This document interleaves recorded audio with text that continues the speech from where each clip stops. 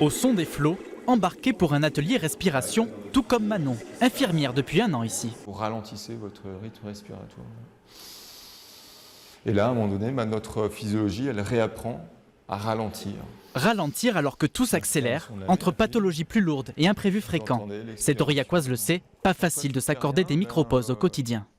Personnellement, je ne vais même pas y penser à faire ça parce que je cours partout, je suis à droite à gauche, voilà, je ne vais même pas penser à me dire je vais me poser 2 secondes à souffler. Non, parce que mon patient il a besoin de moi et qu'il s'en fout que j'en ai besoin de souffler, quoi. C'est un stress qui se rajoute.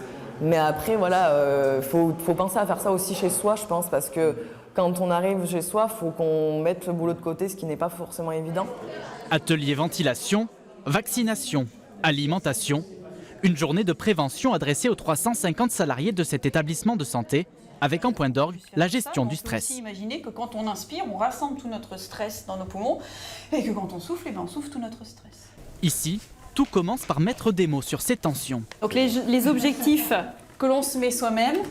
Moi j'ai mis aussi le temps qui manque, du coup, pour atteindre les objectifs. Et ces personnels soignants ne sont pas les seuls à connaître le stress au travail. En France, un salarié sur 5 souffre d'hyperstress. Les premières causes invoquées, manquer de temps et traiter des informations complexes et nombreuses. Le secteur le plus touché, la santé et les actions sociales. C'est pourquoi cette psychologue donne des conseils simples pour combattre son stress.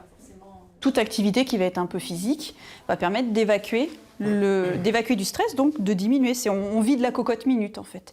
On ne peut pas éteindre le feu qu'il y a sous la cocotte minute parce que c'est quelque chose qu'on ne maîtrise pas. Par contre, on peut la vider, la cocotte minute. Prochaine étape, l'aménagement d'une salle de sport pour poursuivre l'amélioration des conditions de travail.